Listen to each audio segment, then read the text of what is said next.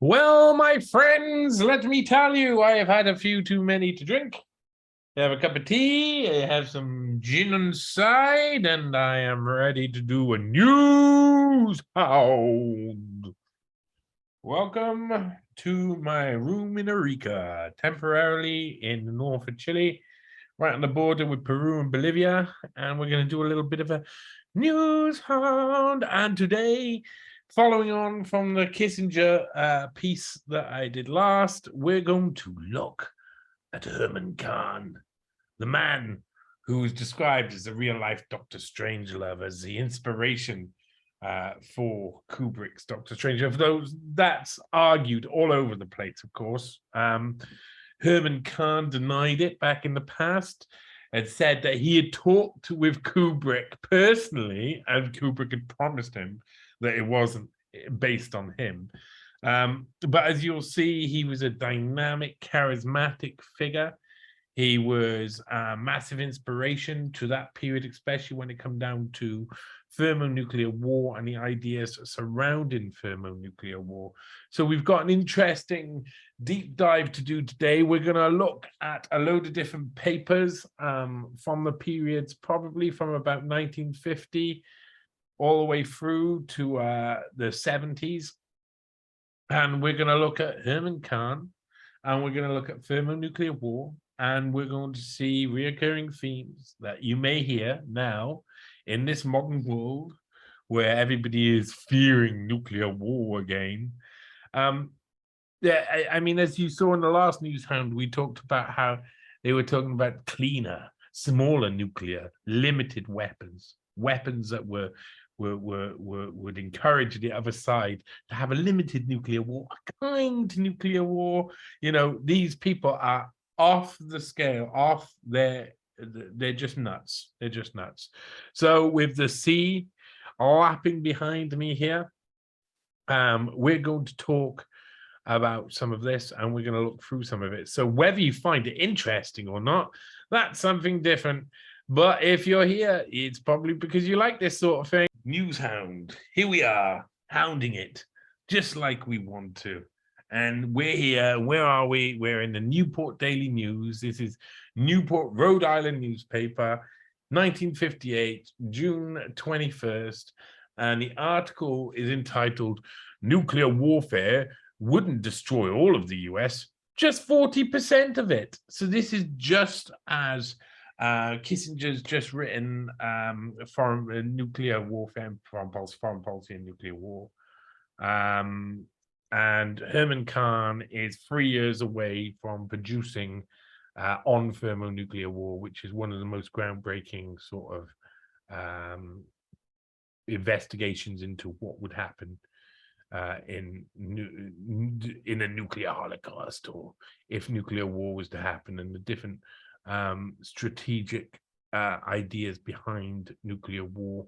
Of course, Herman Kahn at this point is part of the Hudson Institute, and you know, heavily linked with things like the Rand Corporation, and they're using game theory to map out how nuclear war will go. And so in these days, you know, they loved printing these. Look, this is a dummy Polaris missile shown by the Navy. An inert Polaris missile bursts from the ocean like a huge fish at San Clemente Island, California, then loses its nose cone as it falls back into the water during Navy's first public demonstration of how it could be fired from a submerged submarine.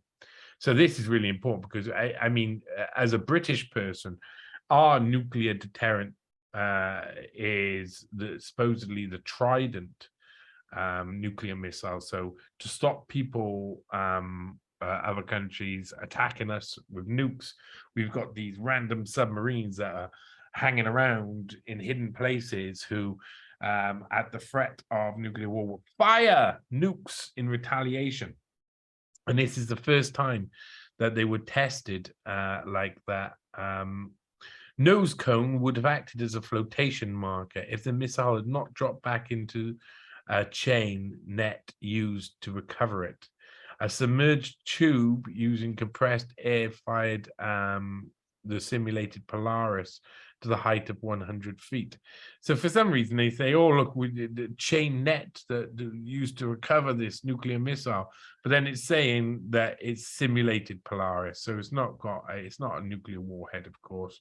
And this grainy picture you can see of this missile being fired from the ocean, which of course would have maybe scared the Soviets, those damn Soviets. In this Newport Daily News article, we've got nuclear warfare would destroy all of the US, just 40% of it. It says San Francisco Associated Press, nuclear war wouldn't destroy the United States, just 40% of it. And the only way 60% of the population could survive, a group of Air Force researchers forecast Friday, is for the United States not to lose that radioactive battle, but rather reach a negotiated draw. You see, they're not planning on firing in retaliation by this point. By 1958, they're looking at a negotiated draw. Oh, you fired at us, we'll fire a couple of you, now let's stop. This is the rhetoric that's coming out at this point, limited nuclear war. They're trying to encourage the other side, and they have to. They say it, like I said in the Kissinger piece last time, they have to get this Russia with its big stick on the fence, bullying people to, as they say, to agree to a limited nuclear war, and then it'd be fine. Everything would be fine. Only 40% of people would be killed. That's nice, isn't it? Should that stalemate be accomplished, said Herman Kahn, chairman of the 20-man research team at the Rand Corp of Santa Monica. So at this point, he's at Rand Corp. I'm not sure if he's attached to the Hudson Institute then at this point, but I think he is. The United States could restore its survivors to a very nearly their accustomed standard of living within 10 years. Kahn addressed the closing session of a two-day symposium on modern warfare at the Hunters Point Naval Radiological Defense Laboratory. The 20-man study, an admittedly quick job done in 3 months, assumed that 53 major manufacturing areas in the United States will be wiped out by an enemy thermonuclear attack. But the 60% of the population living outside these centers and the 55% of national wealth elsewhere would remain. In fact, Kahn said, even if the 100 largest US cities were destroyed, there would still be more wealth left in America than all of Russia. Oh, well, that's all right then, isn't it? They're really, this is their point of view. This is their perspective back then. Oh, so what? We lose 40% of these plebs, 45%. Who cares? We'll still have more than them. It's really nonchalant. However, of the 60% who might survive nuclear war, many would be stricken with fatal bone cancer and leukemia, and those at the point where the bomb hit would be beyond protection, even though medical science can handle the effect of all known atomic elements. Now, a lot of people were left before this believing that one nuclear bomb dropping could destroy everything. They were given this real fear that the only way to survive it would be duck and cover, hide under the table, and all of this. And it was all nonsense. If you saw the results of Hiroshima, the people who went into Hiroshima just after, one of who was John Kenneth Galbraith, the mentor to Klaus Schwab, alongside Herman Kahn, went and looked at the radioactive wasteland of Hiroshima and Nagasaki.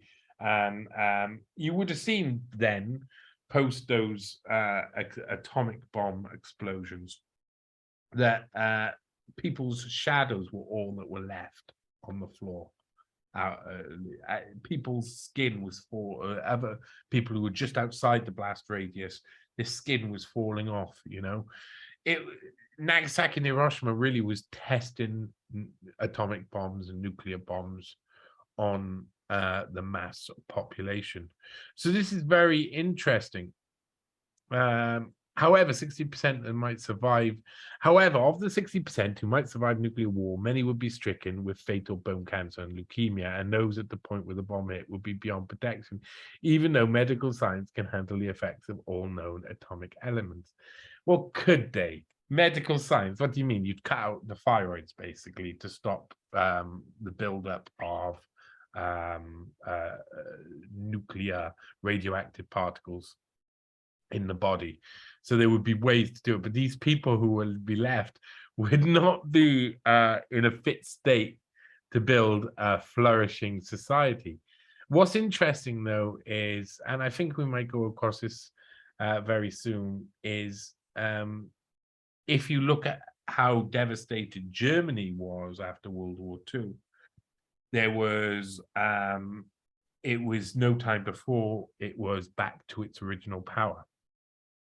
For some reason, these major powers still retain their influence enough that they can get back to the same stage they were before within 10 to 15 years, which is extremely interesting.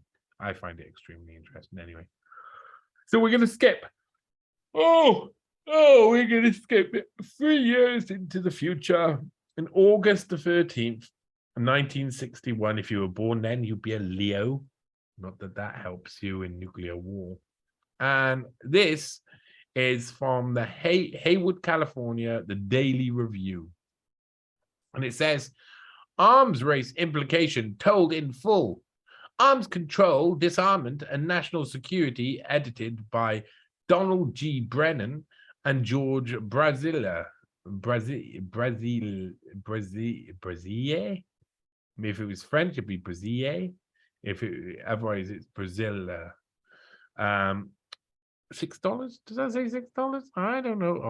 Or 36? I don't know what that says. Most of us have a vague, uneasy feeling that someday a man will push a button and the big bomb will go off, killing all of us. You know, that is what I'm saying. That's what a lot of people had been led to believe. The propaganda had given them. So they were like, we'll do anything you want, government, as long as you protect us from this fear of one bomb going off and then everybody dies. So we shrug our ostrich wings and conclude there's not much we can do. Of course, I think they're saying ostrich wings because it's like bury the head in the sand. Something can be done, and something had better been done. It better be done. The chances for getting it done would be better if more of us understood the principles involved. And this book explains the principles in full.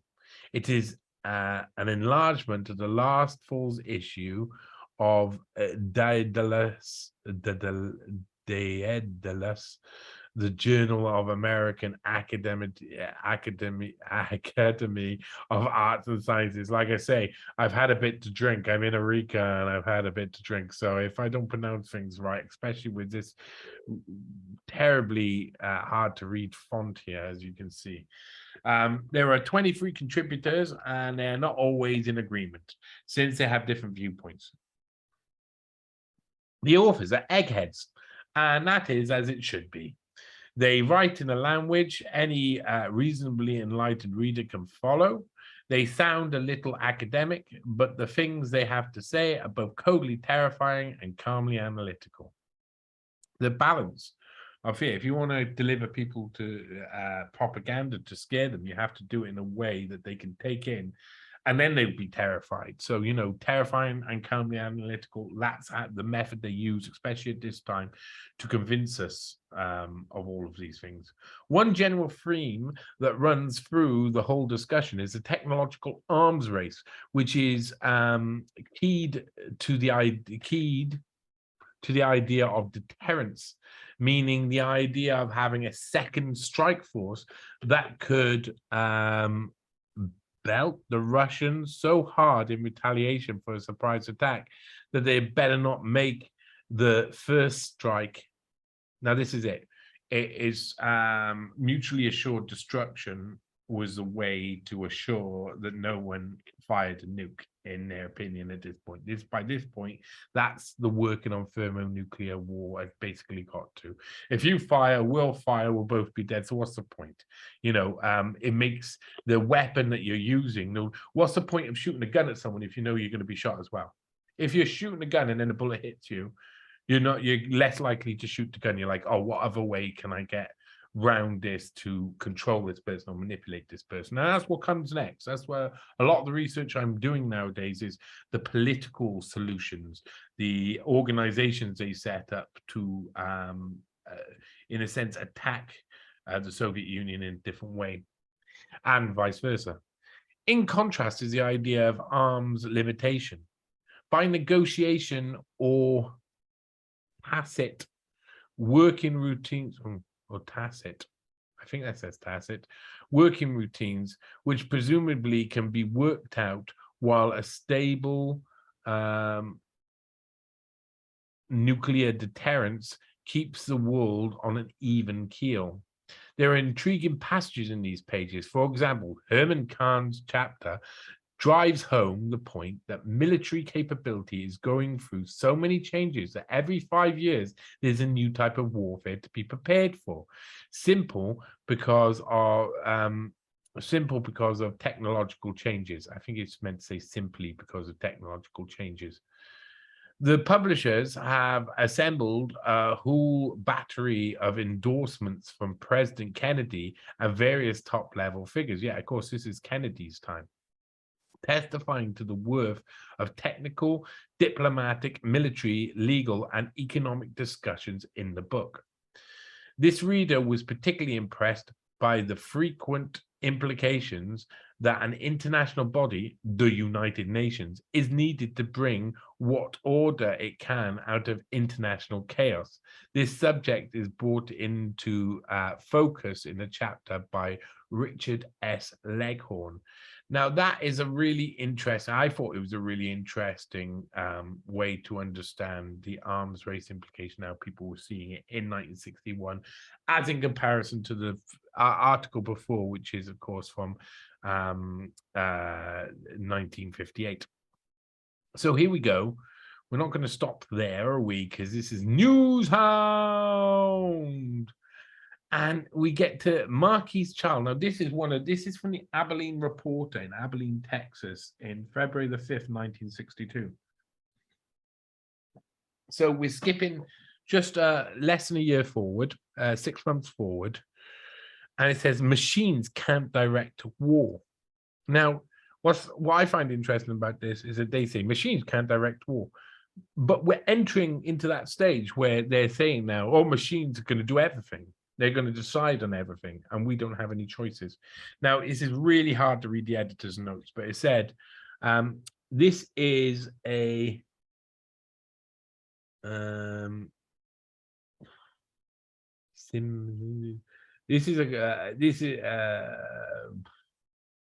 it's basically saying this isn't ours. This isn't our news.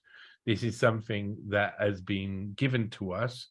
And we're just showing it to you. It's basically taking all responsibility away from them. So they're not the ones who are publishing this. Washington, as the shadow of machine automation, the great electronic computers looms larger over every aspect of contemporary life. A discussion is going forward on policy-making level here about the role of machines in controlling the course of future war. Certain of President Kennedy's advisors have been impressed by an article in the current Foreign Affairs magazine, which is CFR magazine, by Sir Solly Zuckerman, scientific advisor to Britain's Ministry of Defence and chairman to the Defence Research Policy Committee in London. The article is based on Zuckerman's contribution to the Symposium on Science and Warfare in the 1970s, held at NATO's Paris headquarters under the auspices of General Loris Norstad, Supreme Commander in Europe. Zuckerman rejects the concept that has gained increasing credence of a war automated by giant mathematical computers feeding out commands to complex machines of modern war, something which we're looking for. We're looking forward to in the future. This is an oversimplification of an involved argument, but his viewpoint is summed up in his conclusion, in which he warns against creating in a in a mathematical vacuum situation, which are based neither on past experience or affairs, nor any conception of the innumerable variables and factors that determine social decisions either today or tomorrow. The human brain, human values, human judgments are still superior to the mechanics and processes of electronic computers or guidance systems, something which isn't true anymore. Zuckerman writes, the day this ceases to be true, there will probably be no human brains.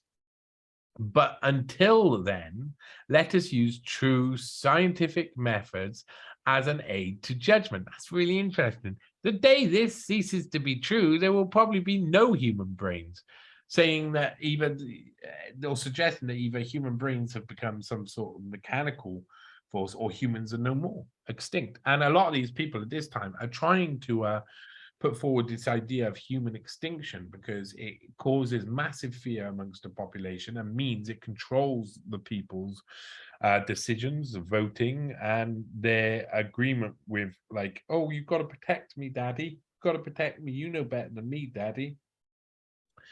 And not as a hindrance, science is a human experience. It is not an alternative to judgment and is certainly not something that can operate outside human experience. Not true.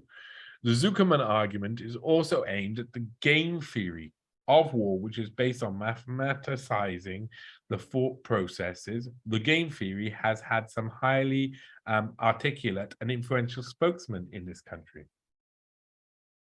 Indeed, and quite correct spokesman as well. One is Herman Kahn, whose book On Thermonuclear War, released the year before, touched off a hot controversy. Not long ago, in a discussion with a middle-level group in the Pentagon, Kahn compared the present world situation with both East and West taking refuge behind a nuclear arsenal of annihilation to the game of chicken played in souped-up cars by reckless adolescents. Oh my God.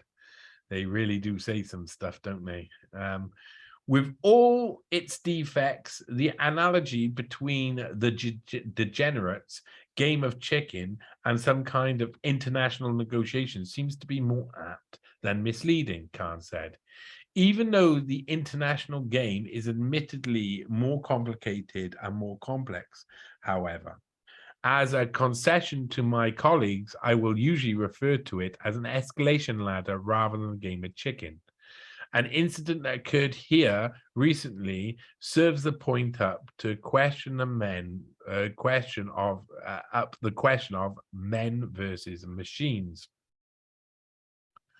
Going all the way up. Raising some troubling doubts about human conduct and the role of individuals in the mechanized society.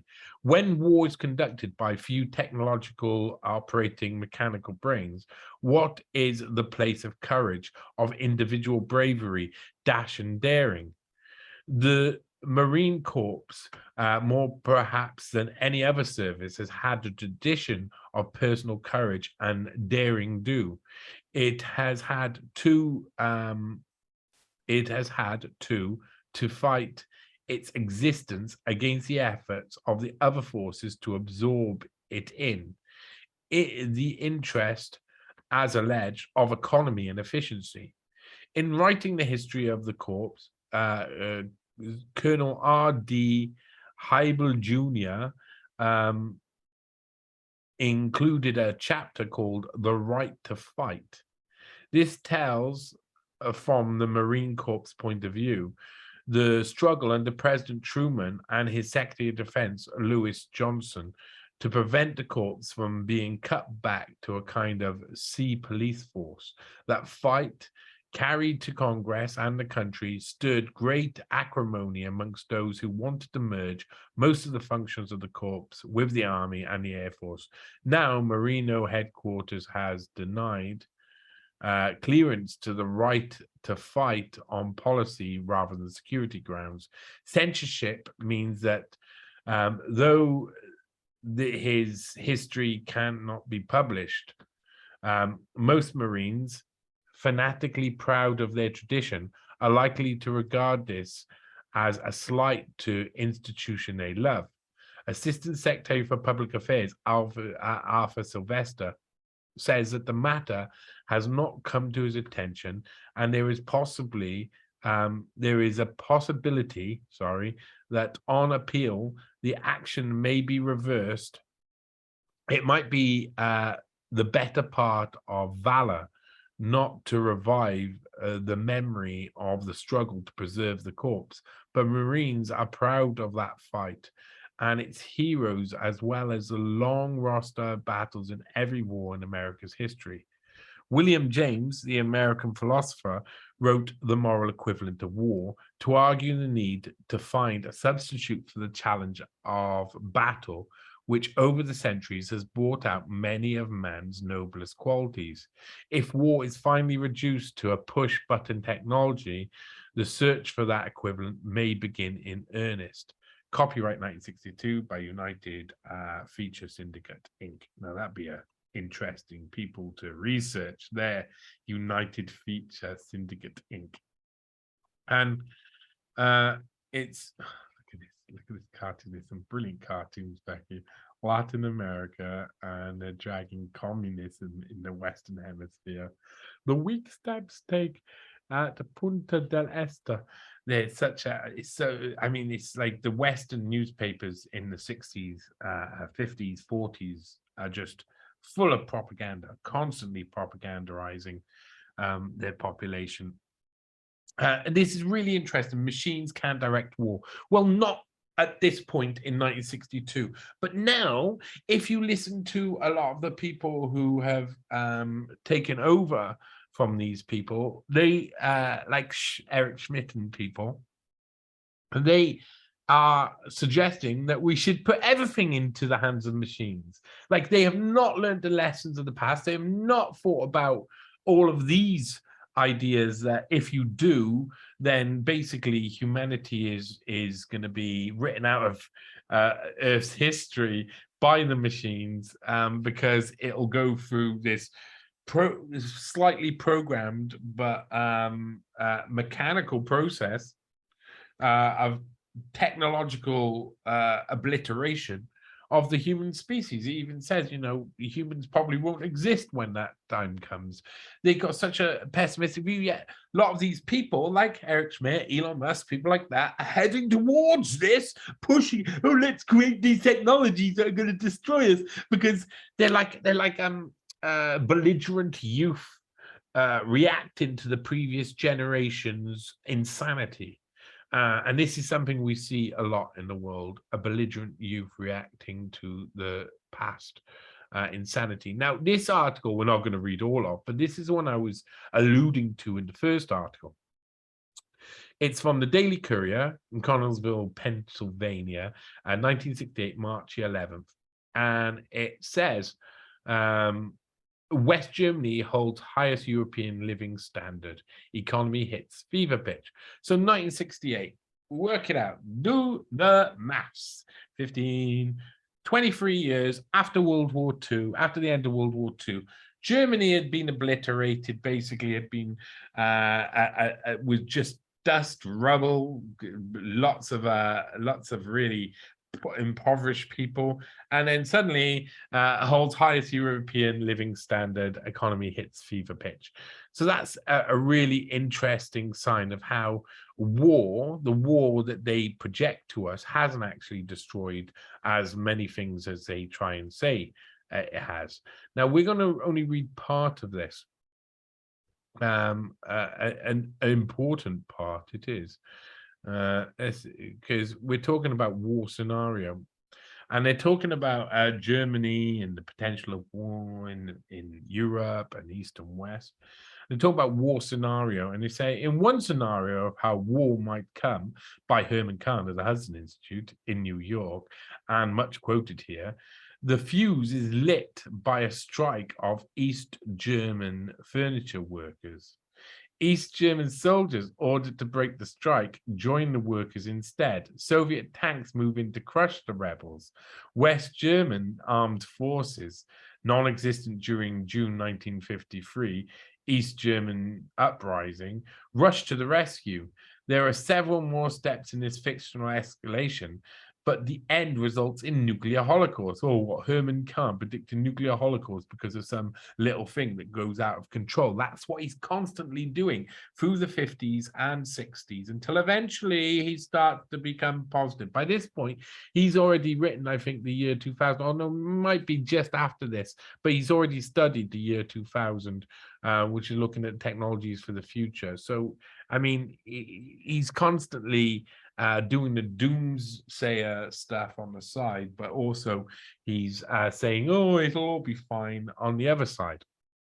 The German problem and European detente have a kind of chicken and egg relationship. Arguments over which must come first seem fairly pointless. Neither European detente nor the German settlement can be achieved without the other. In the present world atmosphere, both seem a long way off. Now, I found that very interesting because it's in amongst this long article about how West Germany has risen back up, and at the end they're like, oh, look at what the East Germany did, this happens and then it's nuclear war. Oh, West Germany living standards high, good news, you're gonna die. You know, that's how they frame it. They're constantly looking for a way to spin any positive news that came out of Europe. They spin it as like, you remember Germany and what they did, death, nuclear war. You know, that's what they like to do. So we're going to go to, again, Newport, Rhode Island for the Newport Daily News in 1969. So this is after the year 2000 for sure. I think this is the grist mill, but this might be the Christ mill. I'm not sure if that's a G or a C. I'm never good with this old font, and I never understand it quite perfectly. We are moving into a sunburning period. Now, here you go. 1969. This is the start when environmentalism starts to be used as a tool, like nuclear warfare was, to put fear into normal man. Nuclear warfare, nuclear technology, and the fear of nuclear war, and the fear of obliteration had slowly worn off on the people. People weren't so scared anymore about this, and they were looking for other things to scare people with. And here, in the late 60s and the early 70s, especially, was the creation of this faux environmentalism movement that said humans are going to wipe humans off the face of the earth and humanity is the enemy of man, and all of this. You know, the Club of Rome speeches, all of this. If you know Aurelio Peccei, someone tweeted, I'm just going to have a quick look at my timeline because someone tweeted it earlier and I retweeted it. But they were talking about the Aurelio Peccei speak, and it's this guy who's at Campbell Fenn, Fenn with 2 N's, on Twitter, and he quotes the Aurelio Peccei speech from the 1973 Davos, saying, "The common enemy of humanity is man. In searching for a new enemy to unite us, we came up with the idea that pollution, the threat of global warming, water shortages, famine, and the like would fit the bill." So by this point, they're like, oh, what can we do to scare people? They're not scared about nuclear war. They've had enough of it. We've just bombarded them. And you know what humans are like. You know what we're like. As soon as we've been bombarded enough with this information, we're no longer scared of it. We're like, okay, just kill us already, would you? You know, just bloody fire the nukes. We don't give a fuck anymore. You know, this is the type of time that we're living in. So this is, we're moving into a sun-burning period. They haven't found global warming as a word yet, or a term yet. Despite warnings from those that know, people will continue to fall victim to sunburn. Even if you are one who spends much time outdoors, especially on the beach, you don't have to suffer sunburn. All you need is a little know-how and a lot of patience. Here's some tips to guide you. Redheads are the most sun-sensitive among us. They can take less than blondes, who can take less sun than brunettes. The fairer the skin, the more the need for protection. But remember that with very few exceptions, everyone's skin requires protection, especially at the outset of exposure. When you're out in the sun the first few times, or when you started a vacation, face up to the sun gradually. Begin with the sun bath of no more than 15 to 20 minutes and work up slowly to longer exposures. Test your individual limits. Don't exceed them. Results may be damaging to the skin and the pain can last. So they're telling you, oh, test out, go out into the sun, get for 15 minutes, then go away and check what it's like. And, and then 20 minutes and then check what it's like. Don't overdo it. So when it's sunny, don't go out much. Don't live your life normally, because you could die from the sun, because we're entering into a sunburning era. What do they call it at the beginning again? Sorry. A sunburning period, that's what they call it. Just can't believe that they do. Cloudy or foggy skies are deceptive. The worst burns are frequently experienced on overcast days. Did you know that? I didn't know that. Ultraviolet rays that insufficient volume can deeply burn and damage the skin filter through clouds. The presence of water and sand compound the problem with a reflection and increase exposure all of the more. Oh, does it now? Ordinary window glass filters out ultraviolet rays. That is why if you're riding in a car, skin doesn't burn even though the sun comes through the windshield. It is the arm resting on the door when the window is down that gets surprise burned during the ride. Now they're trying to relate sunburn to people, but really, you can still be sunburnt in a car. You can have heat stroke and things in the cars, right? You can, but again, mentioning that is helping them create the fear, and that's what they want. Or what about this? Or what about this? You should be scared of. Ordinary sunburn symptoms and signs usually appear in from 1 to 24 hours, and except for unusually severe reactions, generally pass their peak after 3 long days and nights. Sunburn affecting the leg is especially uncomfortable and often slower to heal. I would say that's true.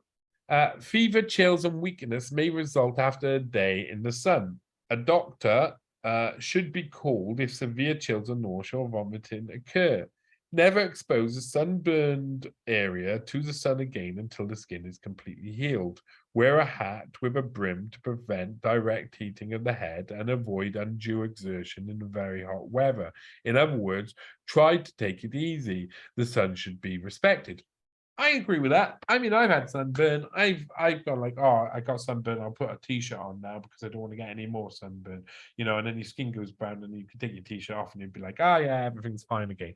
Because the skin has a mechanism for this as well. So yeah, if you're just sitting out in the sun, you're burnt, and then you go out again and you get more burnt, and then you go out again and get more burnt, and then go out again. And, yeah, okay, it's going to affect you negatively. Of course it is.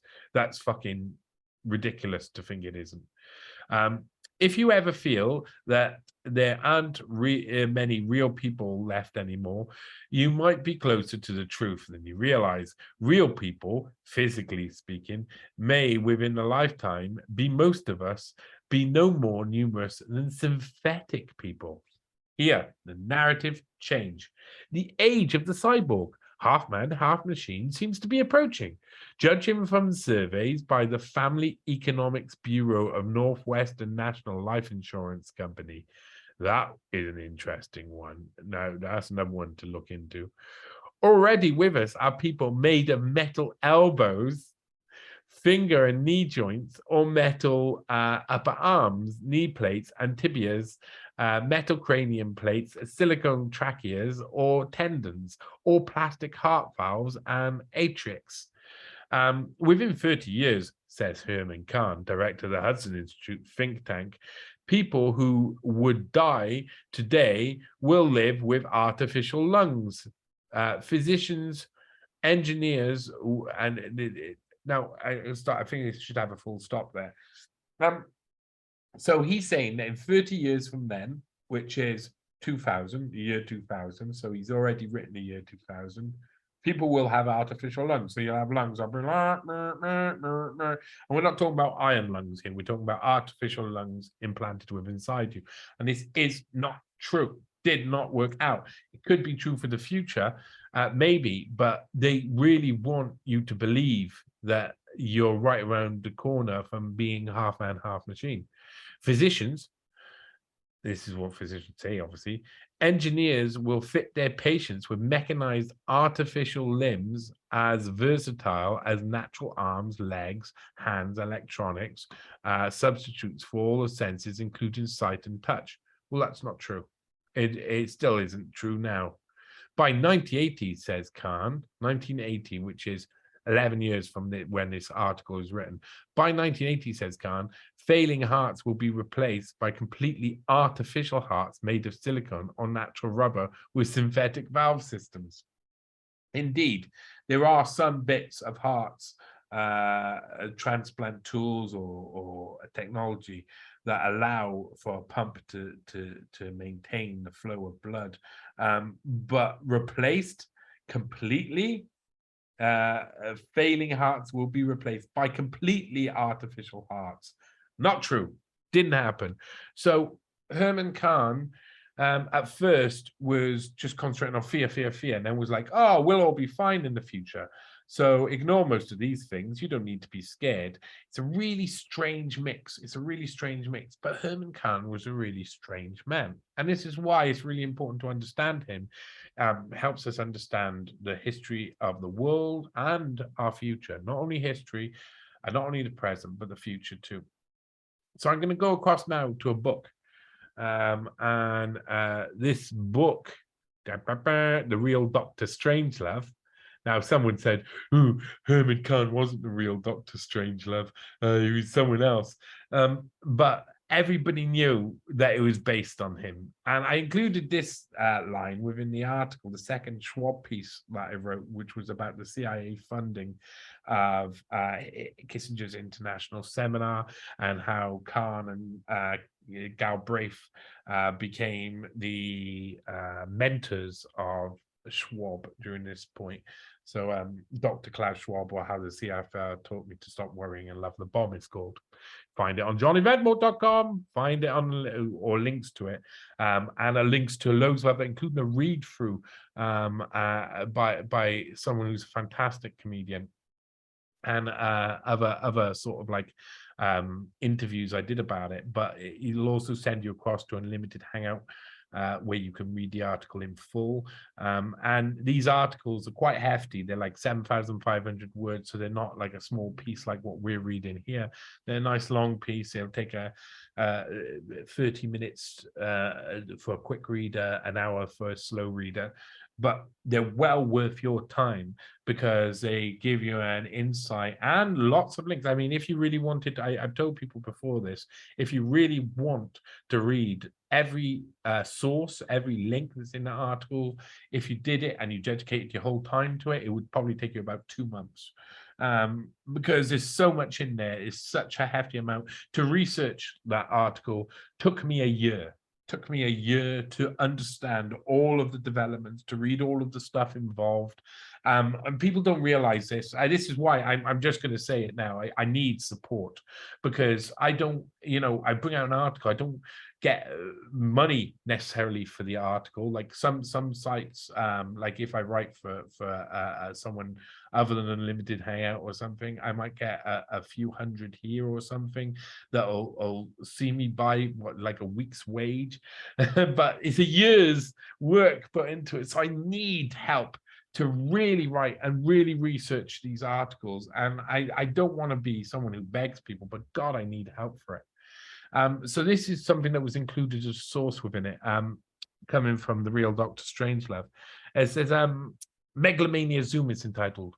Kahn didn't experiment in the laboratory, but by frolicking and sparring with his colleagues and audiences, he assembled and compulsively revised a fat deck of briefing tables.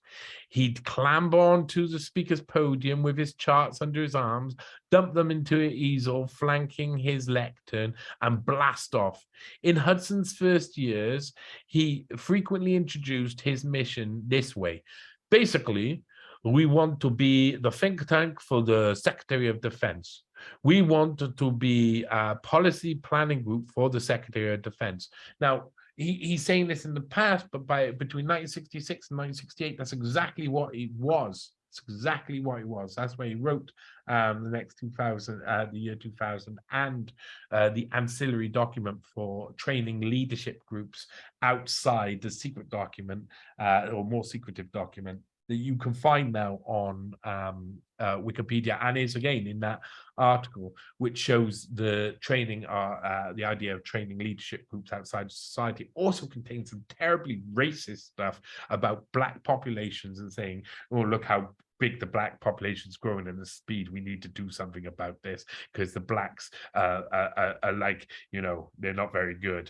That's the type of people these guys were. We want to be policy planning group for the Secretary of Defense. Anthony Weiner smiled, and I am going to include a video at the end of this, a grainy video that you can find on YouTube of Anthony Weiner and Herman Kahn saying some of the most dystopian stuff about how to manage people in the future, including sticking stuff in the water supply, and then before you know it, fluorides in all of the water supply. And the reason they say they stick it in there just to calm down the population, just to stop them thinking about revolution. You know, so you're drinking the water supply, that is dumbing you down and stopping you from fighting against evil people like this. And they know that, that's why they're sticking it in there. And you're like, oh, well, it's to help us with tough health. But you find out that it actually rots your teeth, rots your brain, and fucks you up and stops you from being able to think strategically. And this is what they want. They want a dumb population that serves the master, serves their special leadership group that they train outside of society. He loved to say this to an audience. It's our agenda for the next year, but we are very intelligent Secretary of Defense in order to be useful to him. But we need a very intelligent Secretary of Defense in order to be useful to him. The following year, we'll do the same thing for the president. So the book's called The Worlds of Herman Kahn, just to say, and this chapter, I believe, is called The Real Dr. Strangelove. The year after that, for the Secretary General, in the 4th year, God. Sorry, the year after that, for the second. Let's read that again. Sorry, I interrupted. He loved to say this to an audience. That's our agenda for the next year, but we need a very intelligent Secretary of Defense in order to be useful to him. The following year, we'll do the same thing for the president. The year after that, for the Secretary General, and the 4th year, God. Serious shit. You know, he really thought he was big again, and you'll see this now. This would always elicit roars of laughter. Kahn invariably added, at the Hudson Institute, we are proud to say that we stand halfway between chutzpah and megalomania, or chutzpah being balls, I think, and megalomania. By 1968, we had boiled this down to a concise shtick. He told the visitors, we take God's view, the president's view, big, aerial, global, galactic, ethereal, spatial. Overall, megalomania is a standard occupational hazard. The joke against himself was irresistible. Herman Kahn, marveled the reporters, beaming at his happiest, began twirling a finger off his desk and into the air towards the ceiling. Herman Kahn rose out of his chair and suddenly boomed out, megalomania, zoom! Herman came home, ate his dinner, swam in his pool, and worked. He was too tired to talk about his work. His wife recalled. He was often away traveling, but when he was at home, he was great company. He was very witty, very funny, and curious about everything. He was a great conversationalist, fascinated with everything. While an indefatigable talker, his interests always orientated outwards. He wasn't in the least introspective. He didn't talk about himself. He didn't volunteer information unless it was related to the issue in hand. He certainly didn't theorize about why he was the way he was or why he couldn't lose weight. He didn't talk about his inner process, what moved him this way and that. Kahn especially liked eccentric people. He deliberately recruited iconoclasts from the Hudson Institute. He explained, they're very good, but impossible. They are a bit simplistic. They touch on hysteric. They come close to demagoguery, but they are also extremely interesting. Herman was never narrow, reflected Wiener, one of Kahn's collaborators, who will be in the video we'll show you later. He surrounded himself with people whose skills complemented his in various ways.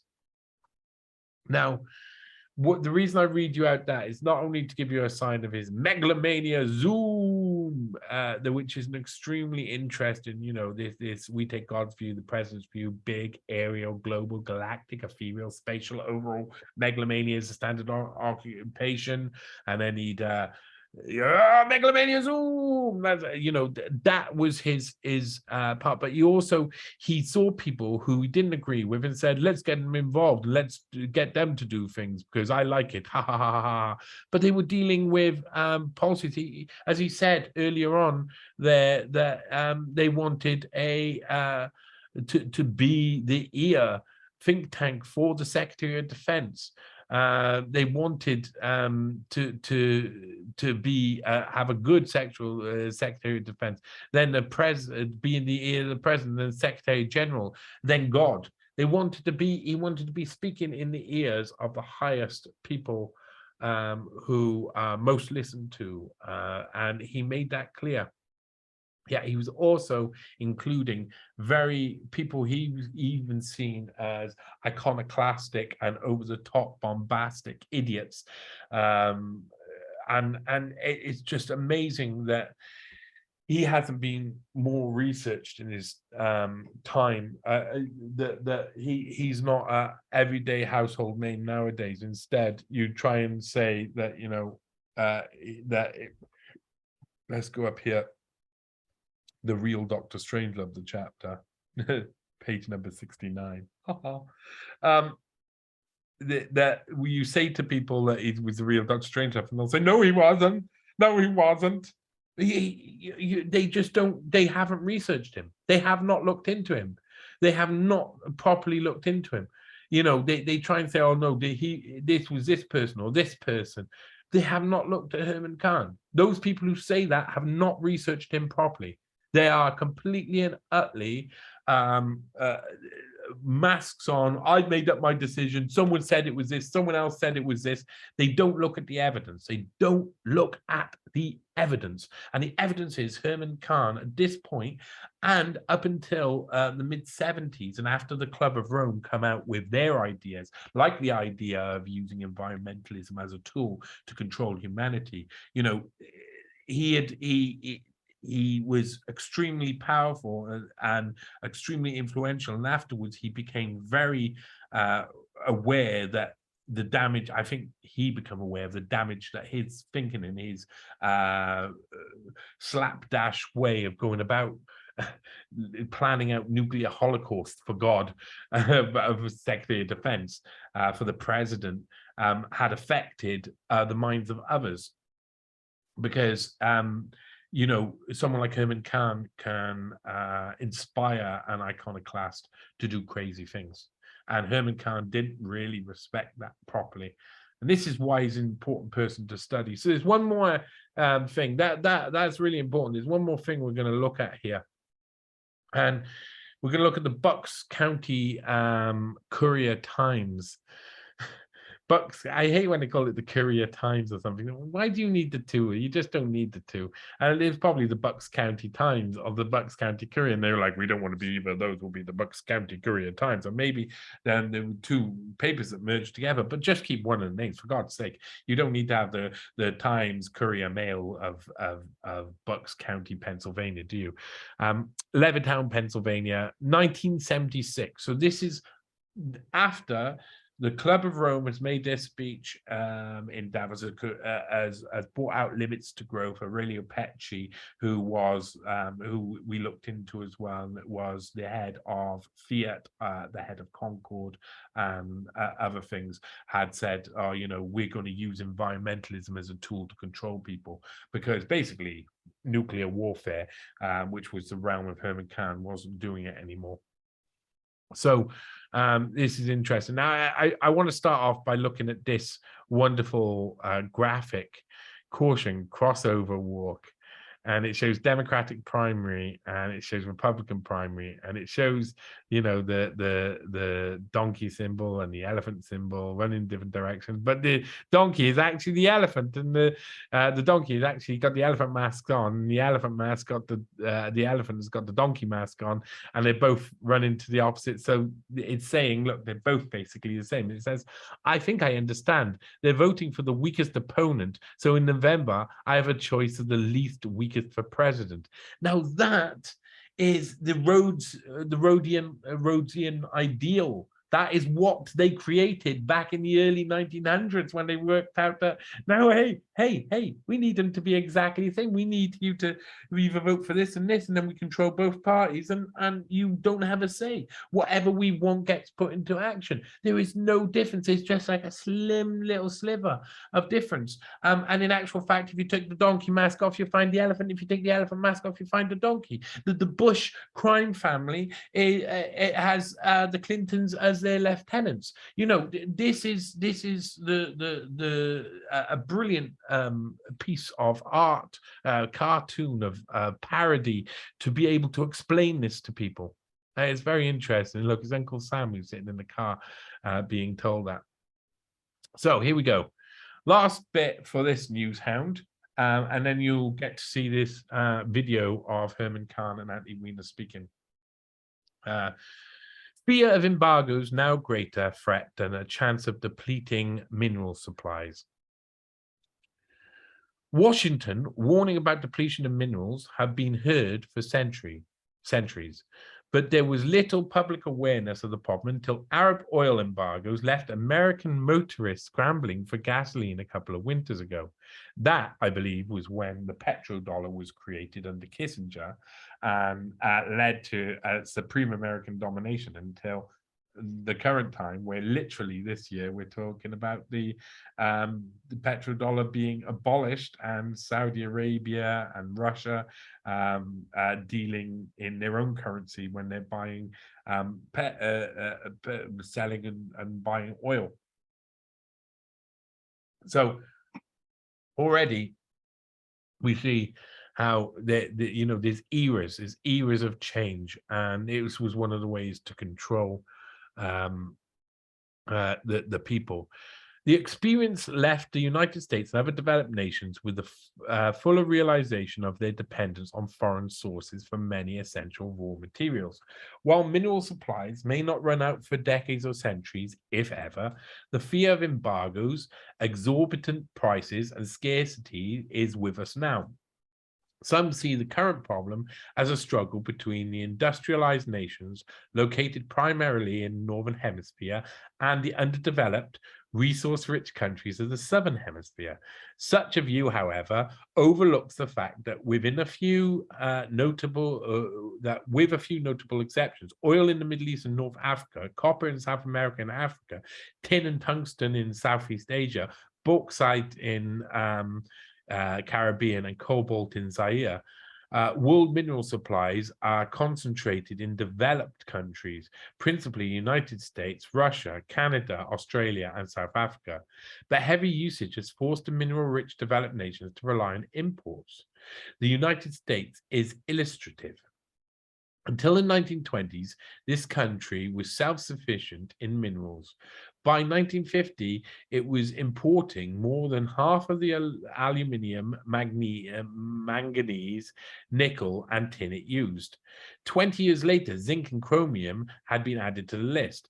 By 1985, more than half of the needed iron, lead, and tungsten is likely to be imported. The United States, net exporter of petroleum, until 1948. Today imports about 42% of the oil it uses. Now, one of the reasons why this is so important as well, these bits around here are so important, is because people like Elon Musk are now doing this. They're basically saying, do a coup over here, do a coup over there, you know, let's get this minerals here, and these important things that we need for computer parts, for this new technological revolution, so we could do the space race and stuff. They're reigniting this American supremacist view on minerals, oil, on basic resources all around the world. Just take it from them. Take it from them. Leave the countries in despair. Take it from them. If you think Elon Musk is a nice guy, understand the children are dying because of shit he says. Understand that. Children are sitting in mines, digging up shit for 16 hours a day with basically on no pay so they can afford to eat. People like Elon Musk do that. Well done, people. Well done, supporters of Elon Musk. You support what is basically a Nazi regime stealing from a soulless behemoth, stealing from resource-rich but impoverished countries. Rising world consumptions, increasing costs of exploration, and dwindling supplies of readily accessible minerals. All of these factors have led to numerous forecasts of impending depletion. The most publicized of these was voiced in the Limits to Growth, a 1972 report sponsored by the prestigious Club of Rome project on the predicament of mankind. Being that humans are the enemy of man. You know, we've talked a lot about Club of Rome. The authors of the report predicted that if current rates of economic and population growth continued, the world would run out of raw materials early in the next century. Wrong. Completely wrong. Completely a lie. All our environmentalist stuff has been based on this. It's been created to be like this. And it's bullshit. In contrast to the doomsayers, those like Herman Kahn of the Hudson Institute in the recent book, The Next 200 Years, which was a direct response to the Club of Rome and their Limits to Growth and the keynote speech that Aurelia Petty gives in the 1973 Davos. So this, I mean, really important moment in history. Kahn and two of his colleagues argued that the resources, probably one of them, Anthony Weiner, that the resources of the Earth will be more than sufficient to sustain high living standards and sizable population increases for an indefinite period of time. Listen, the same people who were telling you all of the lies before have to tell you the truth when bigger liars come out and wreck their game. That's what the Club of Rome did. Came in and said, "We got to change the thing." These guys had all been concentrated on scaring people with nuclear war, and then Limits to Growth, and then people started to be scared by environmentalism. And these guys were like, "You're stealing our fear-creating device, and you're stealing our infamy, our brilliant scheme to keep people under control by making them scared." It's amazing. I mean, truly amazing. For an indefinite period of time. What is more likely than depletion, at least in the years immediately ahead? A great fluctuation in supply, demand, and cost, which is something that America cares a lot about, especially during this period. Many mineral-producing nations, particularly in the Third World, have attempted to imitate the oil cartel's success in limiting output to keep up prices. In the long term, the big problem will be finding new recoverable deposits and making the minerals available at reasonable prices. Getting children to cut their fingers up on slave labor wages in the Congo so that Elon Musk can create his shit, is what it's saying there. But until extraction technology is improved, extraction technology being children, or adequate substitutes are developed, the children have become the adequate substitutes, have become that. Conservation will be necessary to avoid scarcifices. I don't know what that means. Maybe I'm just mispronouncing and misreading it, and the hyphens throw me off. But I think it means scarcity, scarcities, and they put an F in there instead. The US Energy Research and we go up here, come on, and Development Administration in its revised energy development plan submitted to Congress on April the 15th, but the highest priority on conservation. It acknowledged that the development of energy from sunlight, nuclear fusion, and breeder reactors was taking longer than expected, and pointed out that reducing consumption would provide more time to develop new sources. The mining industry argues for new tax incentives and relaxations on environmental restraints as the best methods of spurring domestic production. Right. Oh man, take this in. Take this in. Think about it. Think about it. Okay. So all of the positive energy ideas were taking longer than expected. And this is something we see now, that they're like, oh, fake scarcity. So because their technology that they wanted to produce that could change the world hasn't been produced, because it was, a lot of it was pie in the sky stuff, and they based all of their policy around it, and it was a lie. It was all a lie, built on a lie, based on a lie, motivated and given motivation to you by a lie. All of it is a lie. Okay. And the mining industry argues a new tax incentive and relaxation on environmental restraints is the best method of spurring domestic production. Spurring domestic production. So, like, you've got lots of oil in America, but they've gone on to fracking and doing other things and scaring people and saying you've got nothing, but you have got stuff, and it's just a lot of it is lies. Others would like to see United States concentrate on the development of substitutes for scarce minerals, exploitation of low-grade deposits, and mining of the deep seabed. Of course, they want to see that. They want to. They don't give a damn about environment. So they're saying, "Oh, you know, we got problems in the future. If we don't change it, we're going to have really big problems with the environment. So let's start deep water exploration for oil and stuff, and destroy parts of the environmental conditions under the sea." They use the fear. They use a stick to make you pick up a stick to hit a stick, to make you pick up a stick to use a stick, to make you pick up a stick to use a stick, make you pick up a stick to use a stick, and so on and so forth. By some accounts, the ocean floor contains at least 3 trillion worth of nickel, copper, cobalt, iron, and manganese. Leave it the fuck alone. You've got it elsewhere. You can find it elsewhere. You could find these techniques. Leave it the fuck alone. Stop doing that. But they're saying, oh, environmental problems, let's dig up in the oceans, that'll solve it. However, economic and political questions arise over ocean mining because of the cost and recovery problems. Of course, little mining or drilling has been done beyond the continental shelves where the oceans drop steeply into the depths. I can't even imagine that. I mean, deep sea makes me feel sick. Extraction beyond the offshore water has also been inhibited by the lack of international agreement on how this mineral wealth is to be shared among the nations. A UN-sponsored Law of the Sea conference resumes work on the oceanic August 2nd in New York. Work on an oceanic. Well, that's an interesting way to say it. The United States has considerable leverage in ensuring for itself an adequate supply of vital minerals. New resources will surely be tapped if the cost of imported minerals becomes prohibitive or supplies are cut off. The problem for this country and the rest of the world is not so much mineral depletion as the price that it will have to be paid for the needed supplies. If you dig it up from under the sea, it's going to cost you more. Yeah, most of the minerals you'll get will be from Africa, and they'll still cost you more because they just want to inflate the prices because they want more money. These guys are just greedy.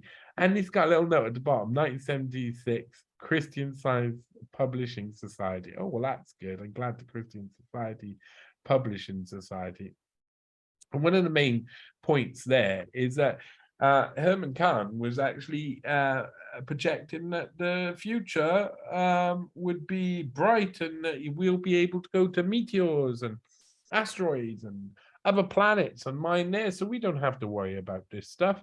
And this is like, well, we're not run out yet, but maybe we should just start digging up the ocean so that we don't end up destroying the environment.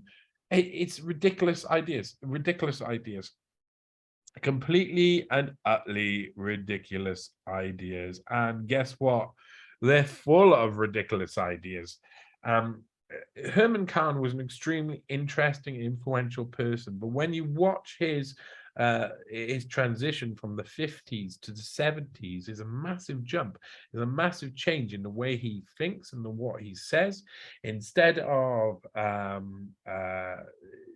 the positivity that you see later, all of the beginning stuff is negative, and then positive.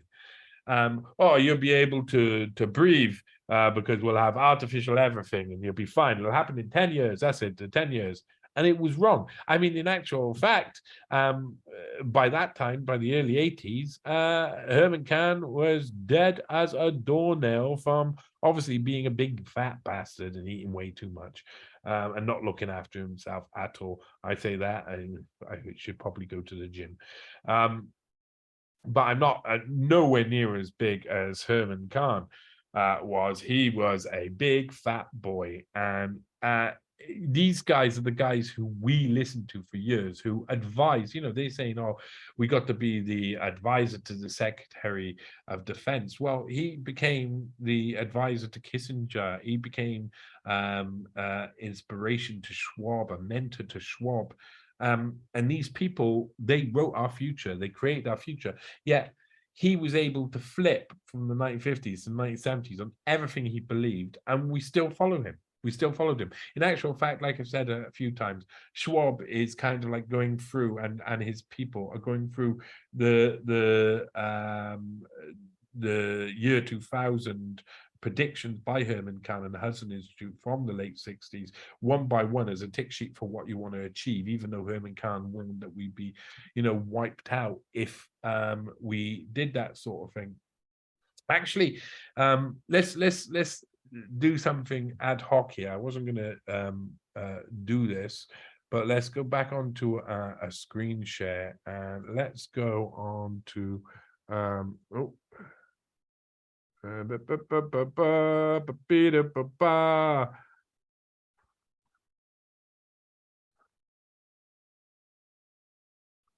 so let's go to unlimitedhangout.com. Let's go to the authors page where you'll find me. There I am with City. Look, I got a communist looking beard there myself. You can't trust him. Can't trust him. He looks like a commie to me. And this was Dr. Klaus Schwab, or how the CFR taught me how to stop worrying and love the bomb. Let's just finish on one piece here that I finished this article on. It's a very important piece. As you see, it's quite a hefty article. But as a very pertinent final thought, Herman Kahn would write something extremely significant during the same year in which Schwab would leave Harvard in the aforementioned Hudson Institute document in 1967 entitled Ancillary Pilot Study for the Educational Policy Research Program, which was about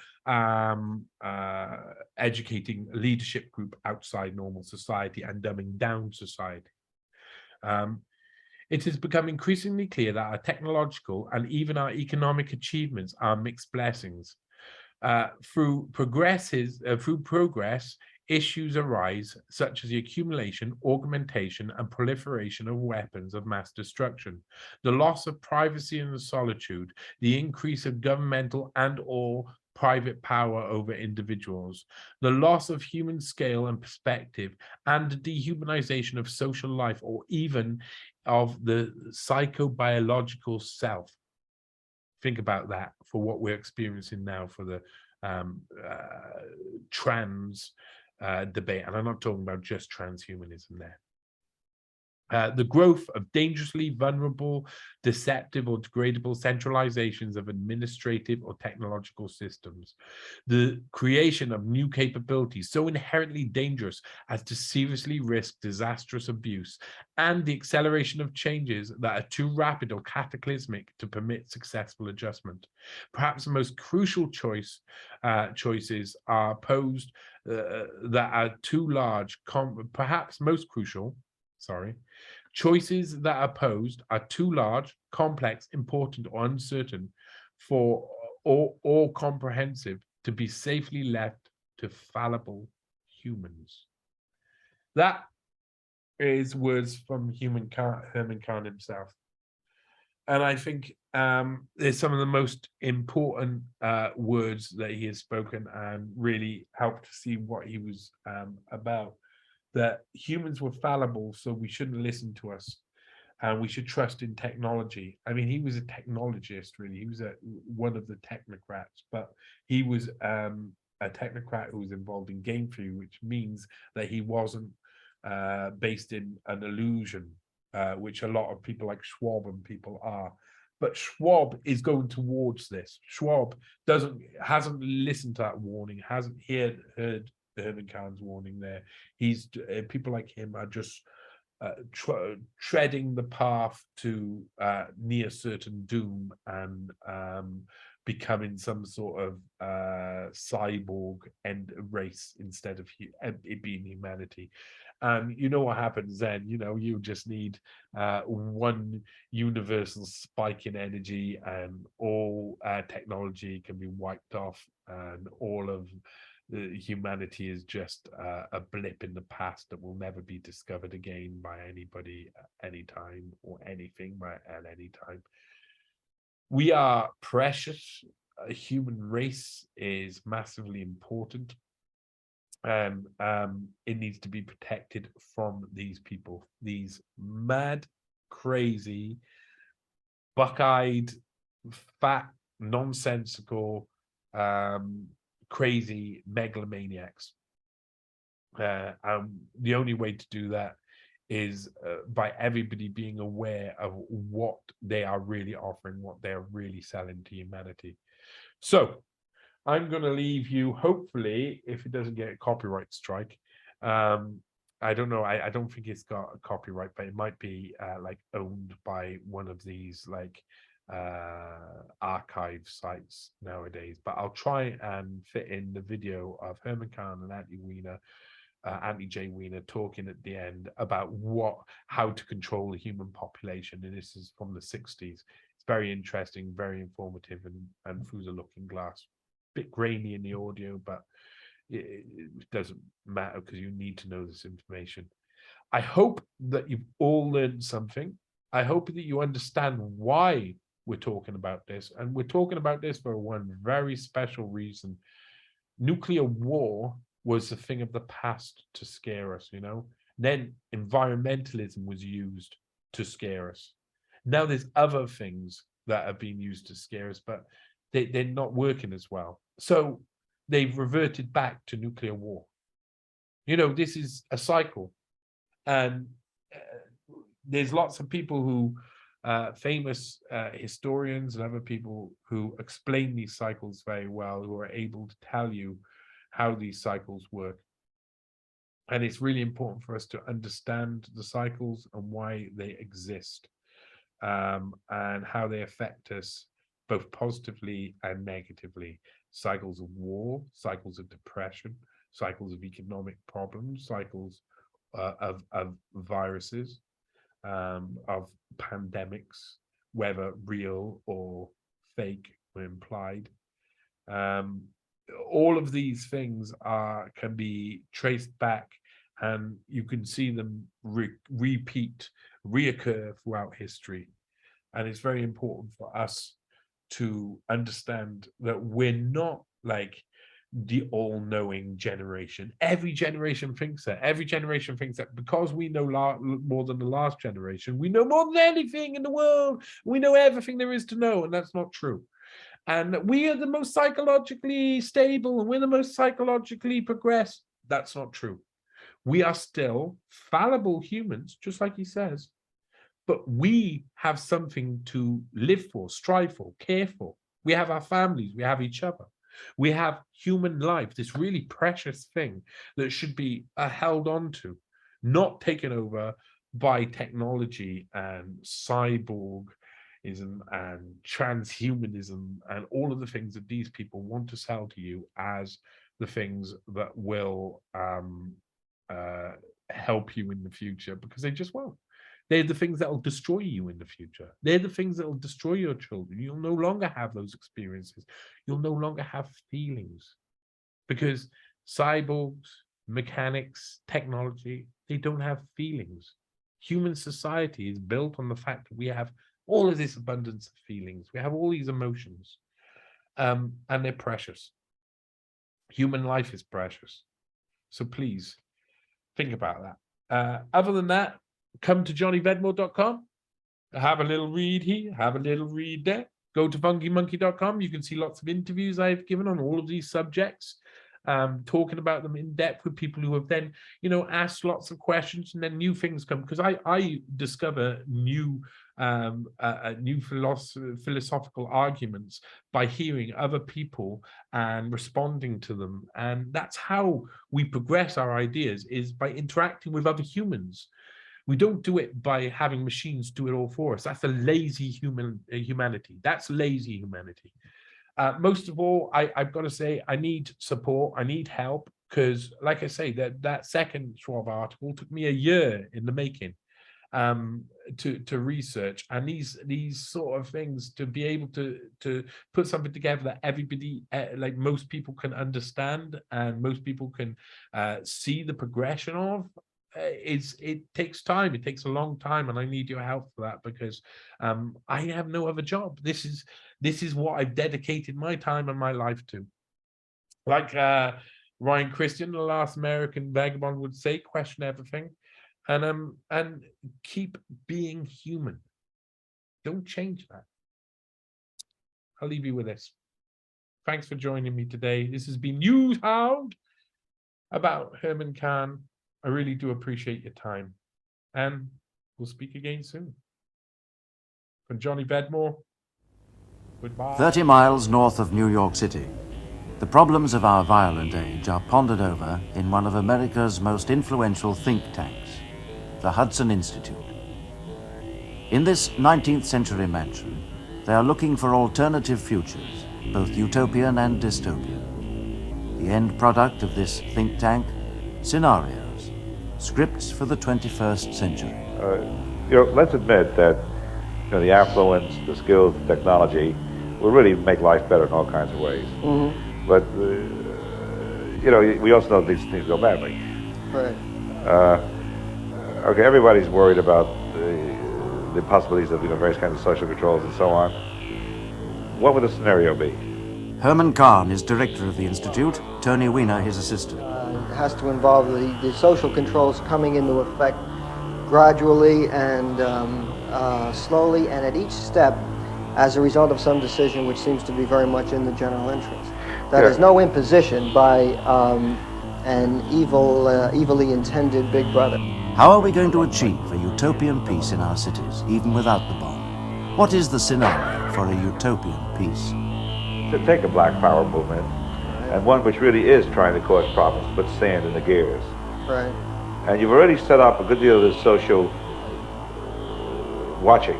Mm-hmm. You've got your TV cameras everywhere, you've got your data processing, everybody has his ID card, you've double-checked it. Mm-hmm. And now, all of a sudden, you've got these guys who are throwing sand in the gears, and you clamp down. That is, you keep track of every car, you keep track of this is easy to do. You keep track of 10% or 100% of conversation occurs on telephones. One could, with a computer capacity that will be available in the next couple of decades, one could easily record every phone conversation made. And then one could easily scan mechanically. No human being could spend the centuries that would be required. One could scan every conversation looking for keywords that would identify the conversation as worth looking into a little further. So that, for example, one could begin with a naive set of words. Kill, rob, murder, assassinate, plot, conspire. You know, you can do more than that. You could imagine temporarily tranquilizing the whole city. You know, it's been upset, been riots. You know, let's put transcarders either in the air or in the water. You know, just get people settled down a bit. I can imagine you could do the preventive medicine going on in this kind of state. You know, where you really check up with everybody and you see that they keep their drug levels right.